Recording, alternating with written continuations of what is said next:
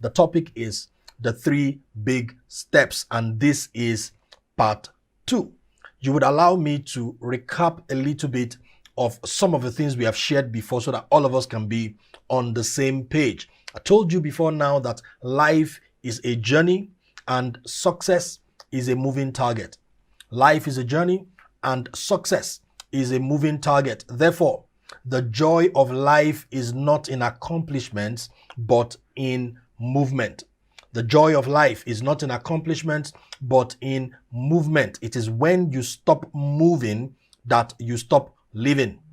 When you stop moving, you stop living.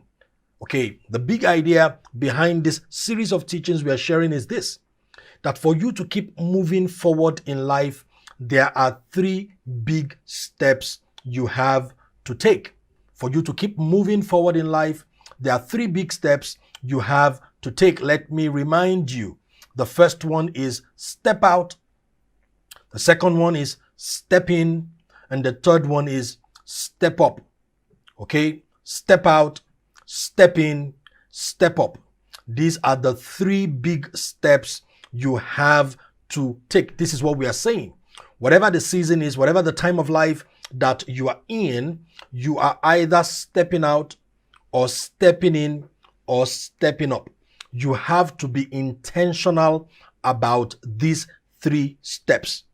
At this moment in time, if you are not stepping up, make sure it is because you are stepping in. If you are not stepping in, make sure it is because you are stepping up. And 2 weeks ago, we talked about step out. That was the first one we looked at. Step out. And I told you that to step out is to move from where you have been to where you need to be. To step out is to move from where you have been to where you need to be. Or let's say it in another way. To step out is to move from your comfort zone to your stretch zone. To move from your comfort zone to your stretch zone. There's a statement I love to make, and it is the fact that if it is not stretching you, it is not helping anybody. If you want to know whether you are in your comfort zone, ask yourself this question: am I being stretched? The goal you are pursuing, the things you are trying to accomplish, are they stretching you? Like I said, if it is not stretching you, it is not helping anybody. Let me also remind you that I shared with you 3 requirements for stepping out. Okay? 3 requirements for stepping out. The first one is clarity. The first one is clarity. And I said there are these statements that you should be able to make before you step out. You should be able to say, I know who I am. I know what I am supposed to do with my life. I see far beyond my current reality. I know exactly what to do next. These 6 statements are very, very important. They are very, very crucial. Look at them again with me. I know who I am. That is self-awareness. Self-awareness. The second one says, I know what I am supposed to do with my life. That's purpose. Okay? The third one says, I see far beyond my current reality. And that's vision.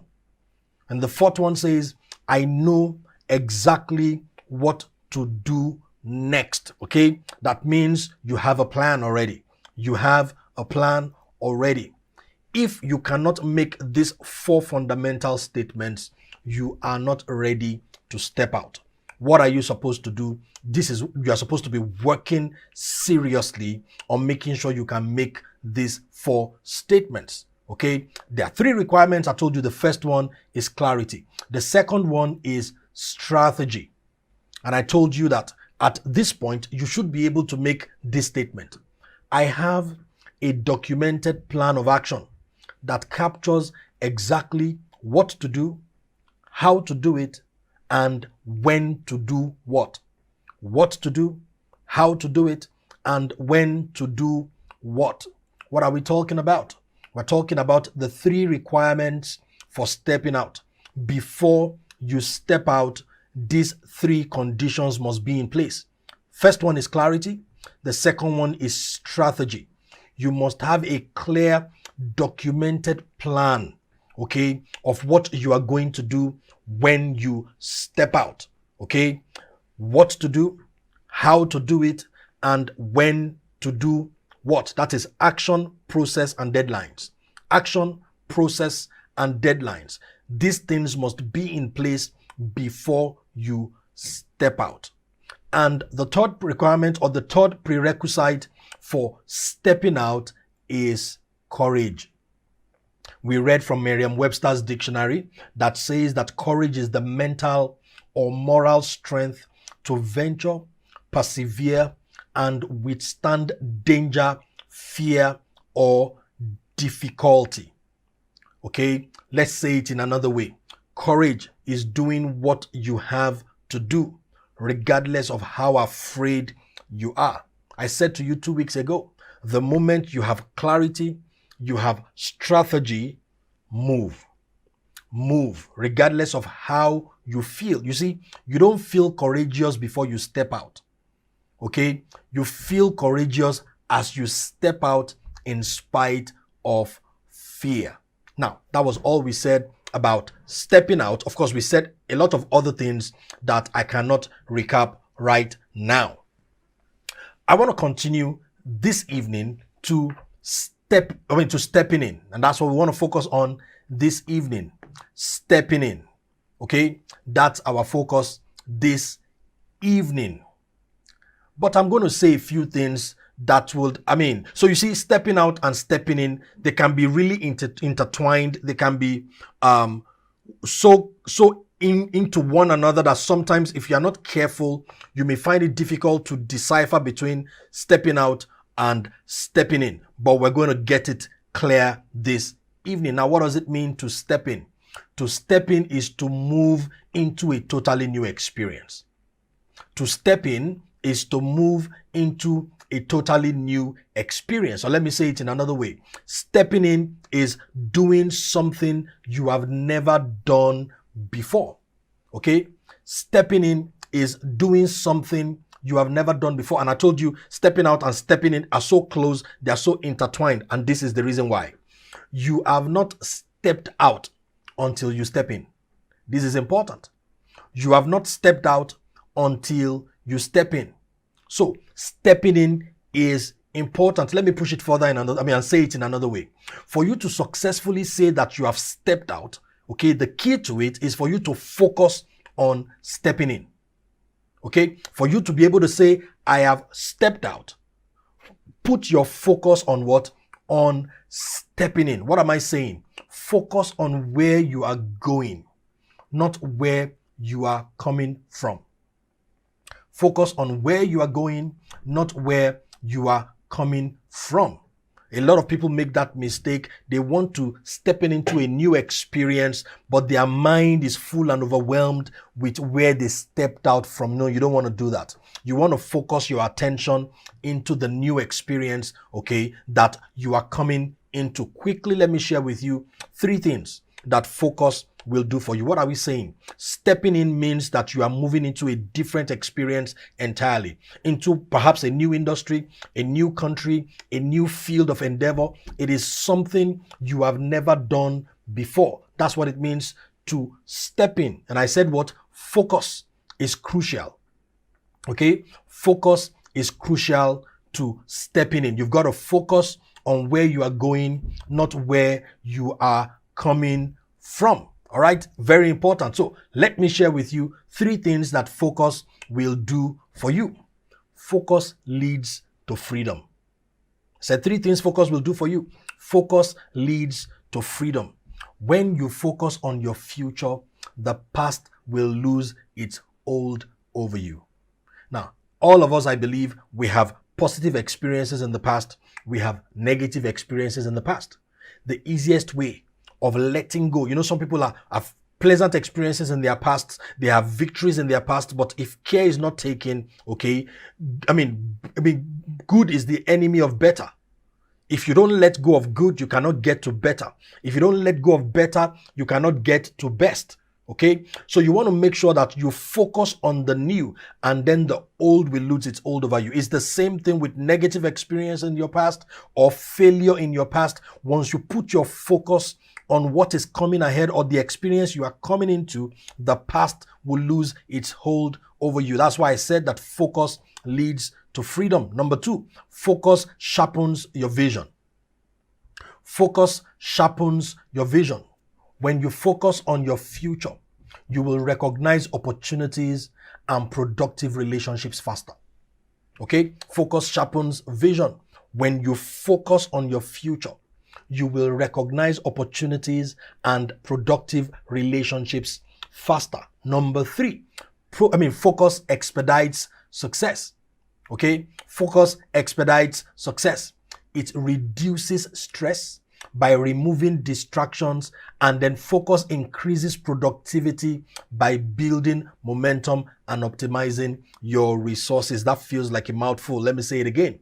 Focus reduces stress by removing distractions and increases productivity by building momentum and by optimizing all your resources. I'm sharing with you 3 things focus will do for you, okay? Focus leads to freedom. Focus sharpens your vision. Focus expedites success. Before we proceed, let me share something that I believe is very, very important. As you move into a new experience, okay, you move in by moving out. As you move out, therefore, from old relationships, old, places of work, old experiences, you want to make sure that you close doors gently. Okay? Close doors gently. You've got to remember that people are more important than projects. Okay? People are more important than projects. Therefore, as you move forward in life, endeavor to make more friends and fewer enemies. As you move forward in life, endeavor to make more friends and fewer enemies. So close doors gently. Don't leave any job with a fight. Okay, it's important that you build positive relationships and you have fewer opposition, fewer enemies as much as possible. Now, as we proceed tonight, I want to show you how to step in. Okay, you have stepped out. Now you want to move into a new experience. I have 5 suggestions for you tonight, and then we are done. So the first thing I'm going to advise you to do is this: define your next level. Okay? Define your next level. Say to yourself in clear terms, this is where I am, and then this is where I am moving into. Define your next level. Put a label on it. For example, somebody wants to say, I've been an employee. Now my next level is I'm going to be self-employed. Another person says, oh, right now I am self-employed. My next level is I'm going to be a business owner. You've got to define your next level. Another person says, right now I'm a business owner. My next level is I want to become an investor. Define your next level. Another person may say, I want to scale my business through partnership. Okay, maybe you're self-employed and you want to join forces with another person that is self-employed. You define it. That's my next level. Or I want to scale my business by bringing in more staff. I want to scale my business by opening new outlets. And you identify how many new outlets. Define your next level. Another person may say, I want to scale my business by injecting more capital. Why do I want to inject more capital? When I inject more capital, what are we going to do with the capital?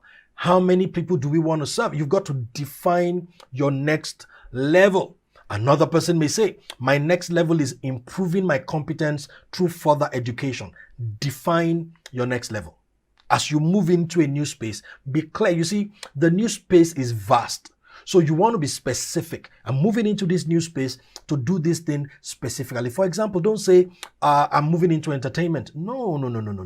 I'm moving into comedy. Even in comedy, there are specific spaces you can define. I'm moving into funny skits. I'm moving into stand-up comedy. I'm moving into movies. You've got to be specific.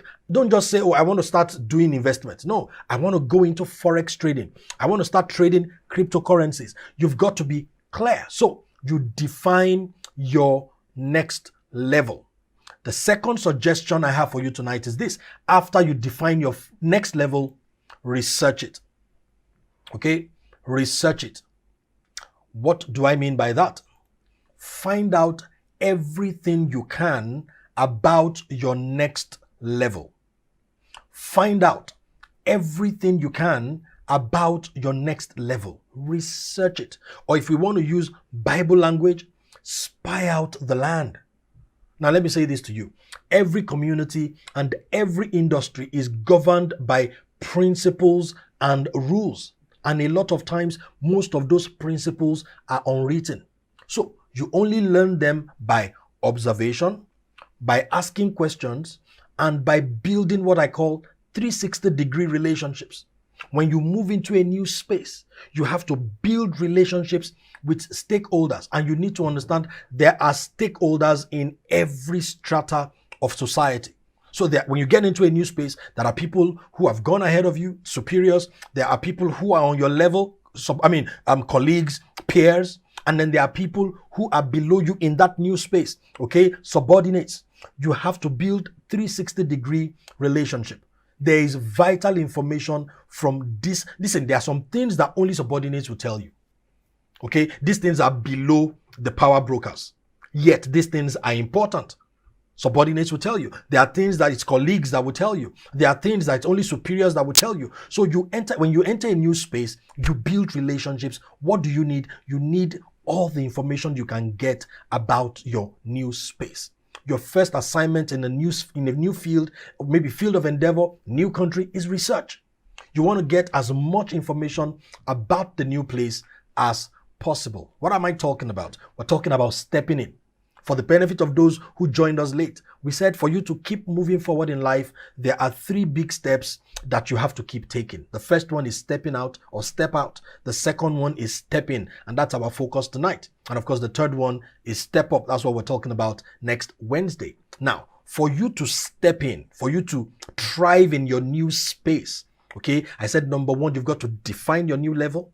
And then number 2, you research it, okay? Get every information you can get about this new space. I said to you that most communities are governed by unwritten principles. So you only learn them by observation, by asking questions, by building relationships, okay? 360-degree relationships, actually. People that have gone ahead of you, people on your level, and people that are coming behind you. The next thing you want to do, number 3 suggestion I have for you as you step in, is you locate your elevator. And I'm going to spend a bit of time on this particular one, okay? Locate your elevator. This is important. Let's start by asking ourselves the question, who is an elevator? An elevator is an insider, strategically positioned to bring you in. So many years ago, I heard a statement from one of my role models that has never left me. He said, nobody steps up in life. Everybody gets pulled up. Nobody steps up in life. Everybody gets pulled up. So when you're stepping into a new environment, you want to recognize an elevator. Somebody who is already in, somebody who is successful in the new space, and who is strategically positioned to bring you in. The moment you find such a person, you nurture such relationship with everything you have gotten. Okay, you know, I'm a person of faith. I see a lot of that in the Bible. Okay, for Joseph, his elevator was Pharaoh. For David, his elevator was Jonathan. For Paul, the elevator was Barnabas. For Esther, the elevator was Mordecai and Haggai.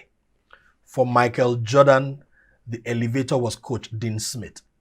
In every environment, there is somebody who is already inside. There's somebody who is already successful, who is strategically positioned to pull you in. What do you want to do? You want to locate such a person. I learned so many years ago, from Mike Murdock about the power of recognition. You need to understand that people are created equal by God, but people don't fulfill equal functions in your life. Some people have been positioned to shift you, positioned to facilitate your success. You've got to be able to recognize them. Now, let me give you some advice when it comes to your elevators. Listen to this. To attract an elevator, put your best foot forward. Okay? To attract an elevator, put your best foot forward. What do I mean by that? Treat every opportunity like a defining moment. Treat every opportunity like this is the opportunity that will change my game. This is the opportunity that will turn my life around. You put your best foot forward at every point in time. This is the reason why people are moved by what they see. Nobody can read your mind. People don't judge you by intentions. They judge you by your performance. So to attract an elevator into your life, you put your best foot forward. I have a statement I like to make, and this is it. People will help you succeed when it becomes apparent that you are likely to succeed without their help. In other words, what an elevator is looking for is promise, is potential. Let me describe it this way. If you move into a new space and you are, say, at level 2, you want to make sure that you are producing results at level 5, level 4, level 5. So the elevator sees you currently at level 2, but you are putting out the productivity of a level 5. So the person will leverage on their influence to take you to level 5.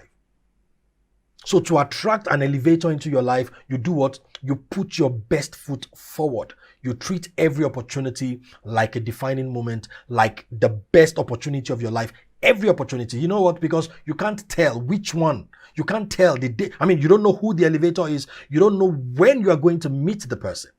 I have heard it said that you don't get a second chance to make a first impression. So you want to treat every opportunity like a defining moment and give it your best shot. Now, I said to attract an elevator, put your best foot forward. I have a second advice for you.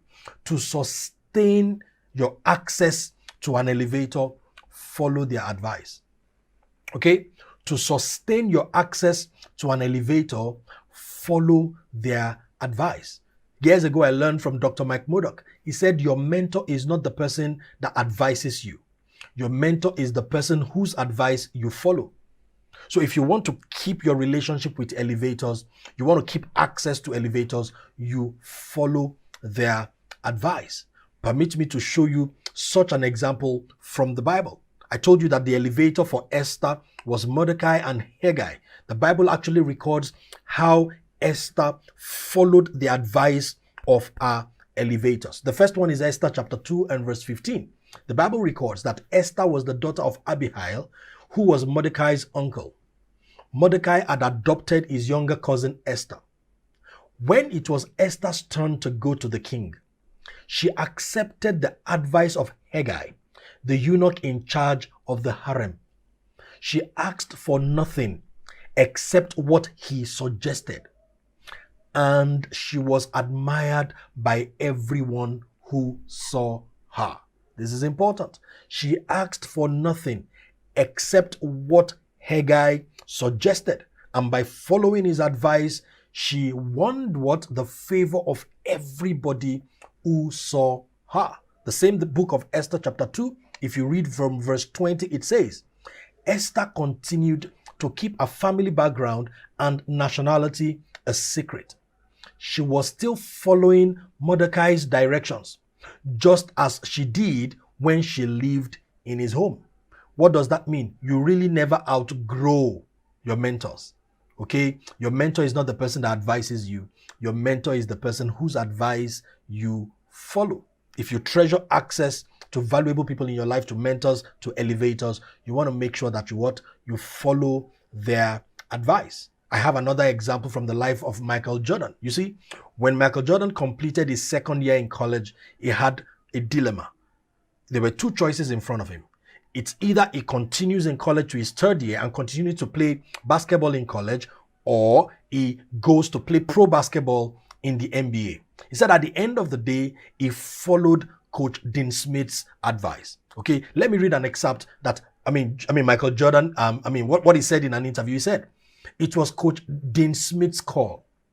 I relied so much on his knowledge. The NBA was an area where I wasn't knowledgeable. My parents weren't knowledgeable about it either.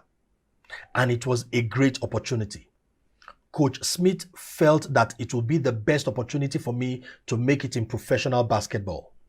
Once he researched the situation to find out where I will go in the draft, Then I started weighing the pros and cons. Of course, he followed his coach's advice. He went into the NBA instead of staying back in college for his third year. Like we say, the rest is history.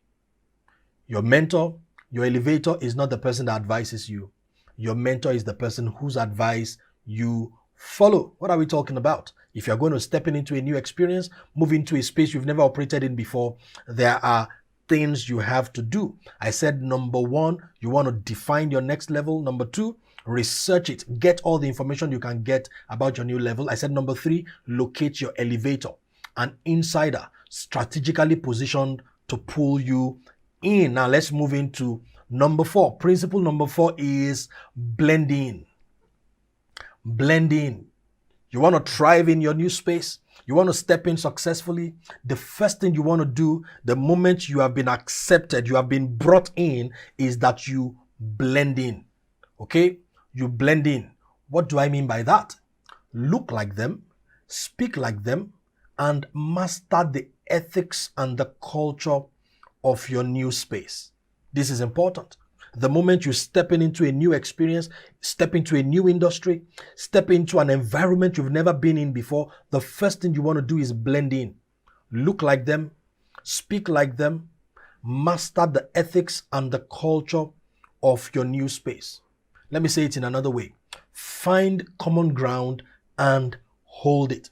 You see, similarity makes you acceptable and likable. People easily accept a person who shares their values, their perspectives, and their standards. That's the reason why you want to learn everything you can about this new space. And that's the reason why you want to broker relationships with people that have already been there before you. Follow their advice, blend in, dress like they dress in the new space, speak like they speak, okay? Look like them. Why? People tend to accept somebody who is similar to them. And the first thing you need when you move into a new space is you need to be accepted.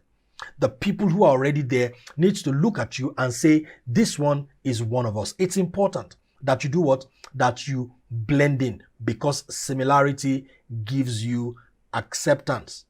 Let me quickly move to principle number 5. They are closely connected, okay? Principle number 5 is stand out. Now, that looks like a contradiction in terms. I just told you to blend in right now. Now I am telling you to stand out. Now pay attention. After you have been fully embraced by the power brokers in your new space, and you have mastered the unwritten rules and the culture of the new space, now you need to stand out. What do I mean? Now you need to let your uniqueness show. This is my message. Your difference is your leverage. This is important. Your difference is your leverage. Let's say it this way. Similarity gives you access, but it is uniqueness that leads to success. Similarity gives you access, but it is uniqueness that leads to success. When you are coming in fresh, you blend in. Look like them, speak like them, master their ethics, their culture, okay? After you have mastered the environment, let me say it the way somebody said it. The person said, master the law, master all the rules, then break some. What does that mean? After you have, you see, to every rule there are exceptions. So one of the ways you know you have mastered a rule is that you know the exceptions. Okay? This principle I'm sharing with you applies in every area of life, especially fashion, music. The moment you understand the rudiments of music, now you can begin to think and break some rules, because you know the rule you are breaking, you know the limits to which you can go, you know what happens. Okay? So you want to blend in first. The moment you have been embraced, you have to now start working on your uniqueness. You have to start working on standing out. Okay, somebody did that so beautifully well. I'm talking about Jesus, our Lord. He did that so beautifully well. From the age of 18 to the age of 30, he blended in. I mean, he was even a carpenter for 18 years. From the age of 12 to the age of 30. Okay, 18 years, he blended in. What the Bible records was that he followed his parents home and he was obedient to them. He was just like every other person. So he knew everything about humanity. He understood culture. He understood language. He mastered his environment. And then at the age of 30, he started showing his uniqueness. He began to stand out. And that's what I'm asking you to do now. When you get into a new space, you move into another country, you move into a new field of endeavor, you want to make sure you blend in first. But after some time, you've got to now do what? You've got to now stand out. Why? Similarity gives you acceptance, but uniqueness leads to success. So for 18 years, Jesus blended in. And then from the age of 30, just 3.5 years, his uniqueness, came out. He stood out. And of course, the rest is history. He will speak in those days. Crowds of people will come to hear him speak. Let me read something to you that he wrote about Jesus. In Matthew chapter 7, verse 28 to 29. The Bible says that the crowd burst into applause. They had never heard teaching like this. It was apparent that he was living everything he was saying. Quite a contrast to their religion teachers. This was the best teaching they had ever heard. And that could only come from that person who understood their culture, understood their ways, blended in for 18 years. When he became a master of the new environment, then he began to stand out. And that's the same thing that I'm asking you to do. If you are going to succeed, as you step in, you have to eventually stand out. You blend in first, but ultimately you must stand out. Let me round up tonight's session by showing you an example of somebody who knows how to stand out by embracing his own uniqueness. I'm talking about Joel Osteen. I wrote some things about Joel Osteen in a book I've been working on for quite a while. So I took an extract from that book and I want to read it to you now. Now listen to this about Joel Osteen. He was not a preacher when he took over the leadership of Lakewood Church in Houston, Texas, following the death of his father. He was afraid and intimidated, and he had reasons to be. Leading a church of 6,000 people without experience is definitely not easy. Not to talk of filling the shoes of a world-class Bible teacher and pastor like his father, John Osteen. And he had no form of seminary training. Yet, under Joel Osteen's leadership, Lakewood Church grew from 6,000 to 40,000 worshippers in 7 years. As of today, Lakewood Church is the third largest church in the United States. Led by a man without seminary training, a man who was not a pastor before he took over the church. One thing Joel Osteen knows how to do is to stand out. He has embraced his own uniqueness. I'm going to give you a list of things that he is not. Joel Osteen is not a Bible scholar. Joel Osteen is not a powerful preacher. Joel Osteen does not sing. He does not lead worship. He does not play an instrument. Joel Osteen is not a leadership expert. Yet, large crowds of people thronged to hear him speak. The Madison Square Garden in New York was packed out, one time that he was speaking. Why? Because Joel Osteen is a man who knows how to stand out by embracing his uniqueness. He is an encourager with a robust sense of humor. So when Joel Osteen speaks, people get encouraged, people get lifted. What am I saying to you? When you enter your new space, blend in. But ultimately, you have to stand out. Because similarity will give you acceptance, but it is uniqueness that leads to success. So the big idea I came to share with you tonight is to embrace your uniqueness. Your difference is your leverage. Your difference is your leverage. Let's stop there tonight and continue next week, Wednesday, as I share with you about stepping up. What are we talking about? If you're going to keep moving forward in life, there are 3 big steps you have to take intentionally. If you are not stepping out, you should be stepping in. If you are not stepping in, you should be stepping up.